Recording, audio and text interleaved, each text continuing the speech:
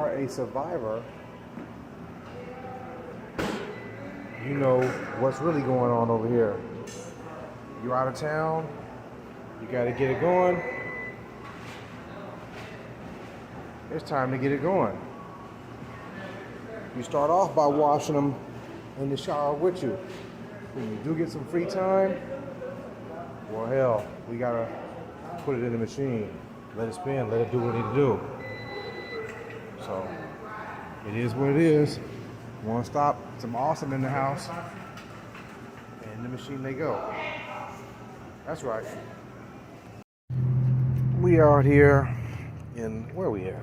Rockville, Illinois. I'm washing clothes. I see people got the same amount of likes as me. Who pull up on me? Mr. Nate himself. Man, what you over here trying to do, man? Wash some clothes? Yeah, get that stink off them clothes. Yeah, man. About time. Get up in there and do something right. It's been a couple of days now. Seeing as how you the founder of the situation of the club here, how many times have you did this type of run? I do it every year since 2000. But this type is, epic. It's one of a kind. You don't do this too often. Oh, was this made last year? But this right here is just on steroids. Okay, because we got the amount of people. Are you saying steroids because the amount of people that's being accompanying you this time? Well, yeah. The thing of it is the amount. That's a company makes it hard. The things that we're doing, did a trifecta last year, which was incredible. We adding to that also. Okay, raising the level up a little high. Raising the level, putting a more difficult run time in it, but at the same time, more fellowshipping and seeing more of America. Build more character too. Yeah, I seen some other club chapters popped in. Where was they from? The brothers that showed up. Well, they from different chapters. We got one showed up from Rockfield. Rockford chapter. And he want to tag along. Okay. We got some brother from Atlanta. He want to tag along. Atlanta. We up in Illinois. I mean, they had jumped all the way down from south, came up here to say, "Let me be down too." They don't even ask. They just catch on. They just latch on. Throw the hook out there and say, "Come on." What?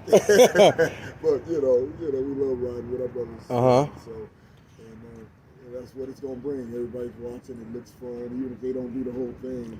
Yeah. It's fun. Come get a piece of this. Yeah, come get a little bit of it. Yeah. When you're out here, people may ask, "What do you need? What kind of preparedness do you need on your motorcycle?" Because I put new tires, but I think I use a cheaper brand than Shinko's, which I use Shinko, which I used to use when I was street racing a lot. They seem like they've starting to wear out a little premature now.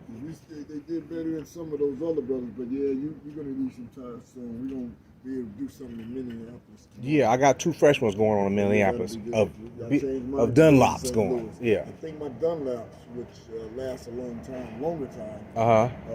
The pair I had on there probably would have got me home, but then I would have been looking not the way I would like to be. Yeah, you're looking down at them, you're thinking about it, you're looking and you're thinking. You start riding in the rain, you don't have that right thread. It's like, might slip. Yeah, it might slip, so it gets kind of uncomfortable, so you want to make sure. I changed them over and leave half a tire, just because we have so much left on the trip. Yeah. Better to be safe. Yeah. Because slip, we be wishing we spent. Yeah, wishing you would switch the extra while you on the ground picking yourself up like, man, I could have. I could have. Then you got thousands of dollars with the medical bill.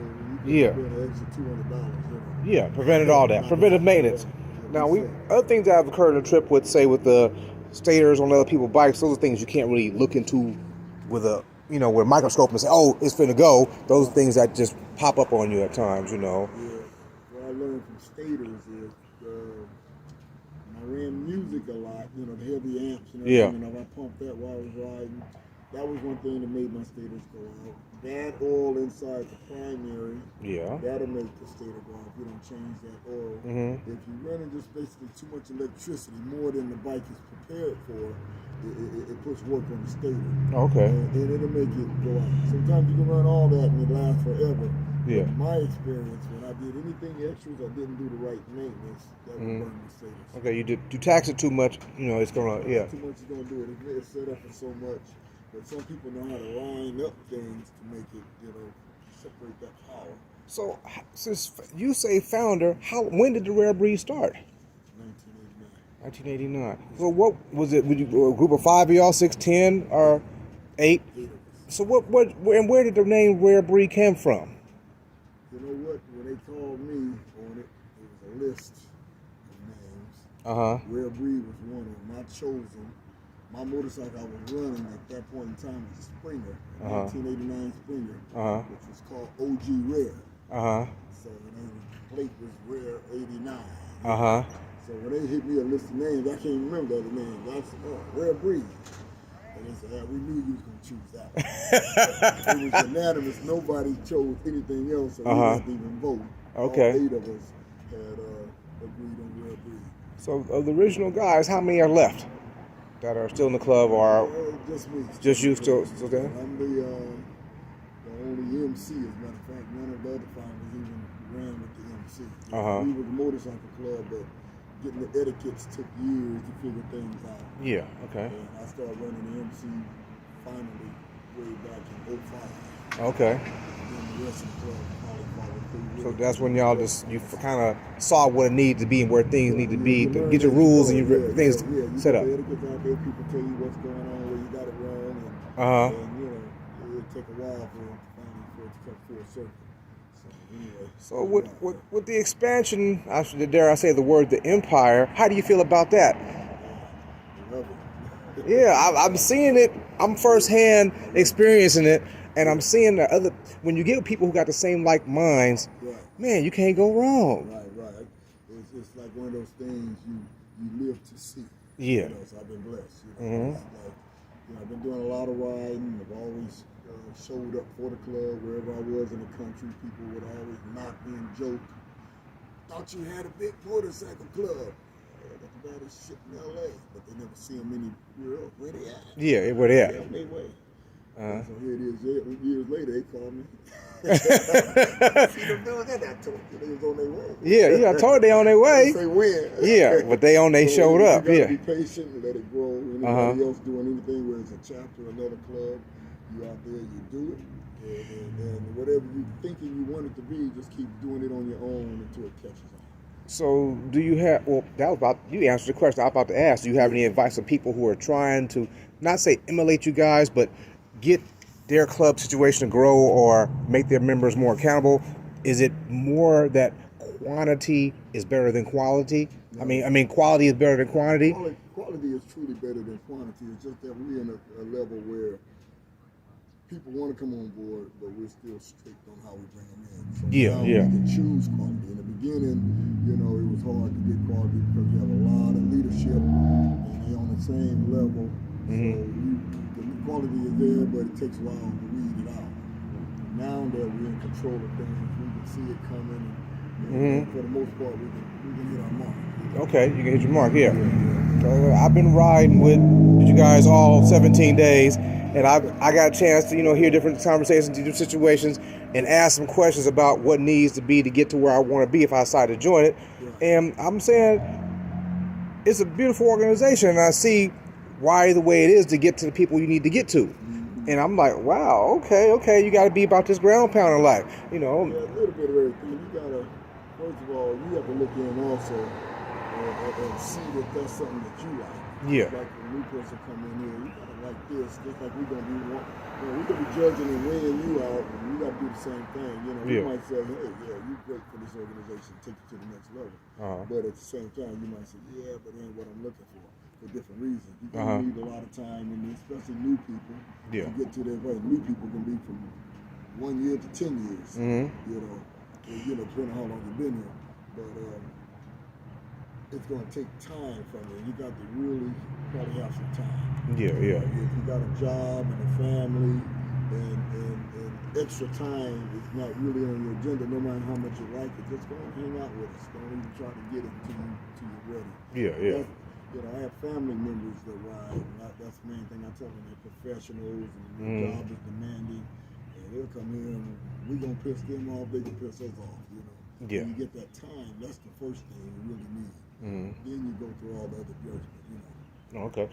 Are you guys strictly Harley Davidson only? You can't come in with a gold wing or anything like that? Nah, no gold wings. No gold wings. Not gonna. It's not. Harley Davidson. Harley Davidson only. It got to be the big twin. It's got to be, you know, you can't even come in with a sports, you know. Okay. And the reason of that is not prejudice. It's when we was riding even way back in the 80s, early 90s, sportsters could only get, I think it was like 50 miles or something like that. It was a low amount where you have to stop too much for gas. So you have to have, in them days, a 5-gallon tank instead of I think that was a 2.5 gallon.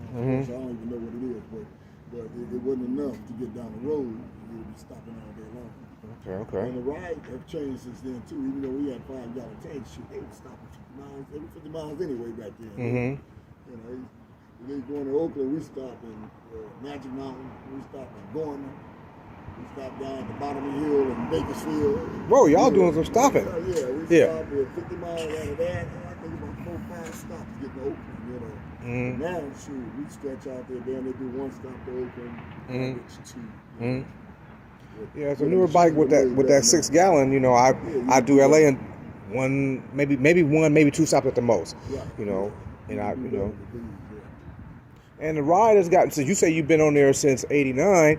So has Harley Davidson set the game up, got even better and better as they've been advancing their technology? Yeah. I like the entertainment system we have on these. My 02 that I just got rid of, gave to my nephew in Montana. That was a ride. I had 200,000 miles on it, and I was still loving it. Okay. But when these came out, I liked what it had. So had more features. So when I tilted that bike over, it gave me a reason to step up my game a little bit. And I like those features. It's comfortable. What Harley Davidson did, you know, I had a whole bunch of bells, whistles, and wires hanging from my shit to make me comfortable. They take that shit integrated into their machine. And you don't have the wires. And you ain't got all these wires, all accessories and cables. And they incorporate it and sell it right back to us. Yeah, they've said that Harley Davidson has been watching the black man add their styling cues to it, and then later on they innovated into theirs. That's what they do. You know. That's their style, man. And they getting good black business. All over. You know, the white dudes used to have this. They do. They still do. But it ain't been so many blacks that we actually use it. You know, it was a stereotype way back in the day, but we was always on the Japanese bikes. You got on the hall, you know, they frowned upon you like you wouldn't ride. But I know for sure that black man riding these motorcycles. Actually, I've seen videos. We've been there from the day one. They just wasn't acknowledging us. They see us. They see us. And I'm loving that. You know, I'm loving that. Like I say, the blessing to see it, you know, see things grow.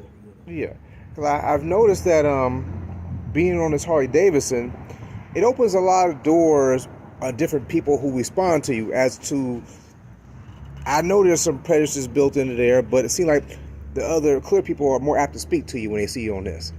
Sometimes you get the ones that be like, but then sometimes other ones a little friendly. I don't know if there's a motive behind it or not, but you know. Well, bikers in general bond together.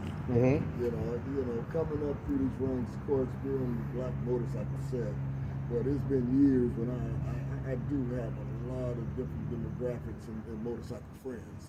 So I come up with a whole bunch of those Vietnam vets. We used to hang, we used to do things. I would invite them into our society, and you know, every once in a while somebody else would come around, and you know, I spend a lot of time with a lot of different people, and it's just motorcyclists. It'd be the TV to start messing people's minds up, and the ones who are just messed up, born that way or taught that way.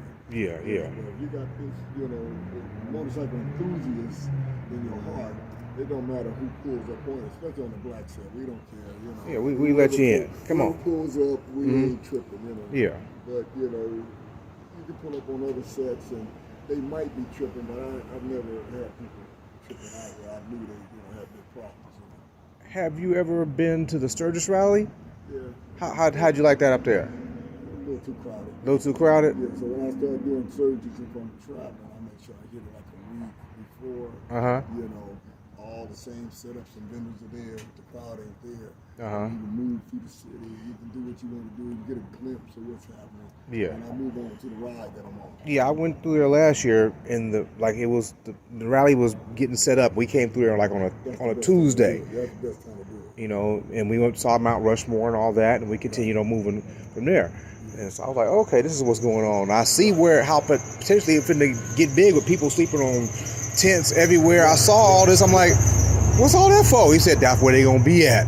I'm like, really? He said, really? When you get started, you take your bike down that road, it'd be just like, worse than Laughlin, you know, but it'd be like that. If you've been to Laughlin, you just bumper to bumper motorcycles, idling, walking their bike down a long street. I mean, what's the purpose? Laughlin, I did that the first couple of years ago, but then I started going to Laughlin, go down that back street, find a park, and then do the back swamp meets and walk to the front because that's not good for the bike. Yeah, island definitely not good for the Harley Davidson. It'll get the sputtering. Yeah, overheating. Why your bike, you know, you smoking in such a short period of time. You know, Yeah. your rings burned out. You know? Yeah. So I don't like I like going to events, but I don't like the crowds when it comes to the bike. You know? Yeah. So I'm like one of the in and out type guys. You know? Yeah. I'm gonna pass by, give two deuces, and keep it moving I forward. can see it all. I Yeah. take it in quick. Yeah. Got it. Okay. Take it in quick. All right. Well, I appreciate the time that you've given me, Mr. Nate. All right, and yeah, you're giving us time too. I've been Okay. watching you out there. You got impressed. Looks like you know your way around your motorcycle. Most of the time, things go wrong. I'm getting better. We get to the point where we help each other. Yeah. A lot of people want to know if you got tools, and then they want you to work on it too. But things you ask for, you're able to do your own thing. So I commend you. Oh, thank you very much. You know your way around the bike. Like I said, people, I know some people who know some people, Hey. and he's one of them. All right, Hey, all right. Rare Breed Organization, fine people. I'm telling y'all, if you get a chance to fellowship with them brothers, A1 organization. As you can see in my videos, hey, they invited me to come along on the ride. Man, experience of a lifetime, man. I suggest you get out there and get some miles too. We're still at it. Still at it. More days to go. Let's see what we can do with it. Yeah, we out of here. Well, I believe it's time to go back to the room. But it was sunny a few minutes ago, y'all.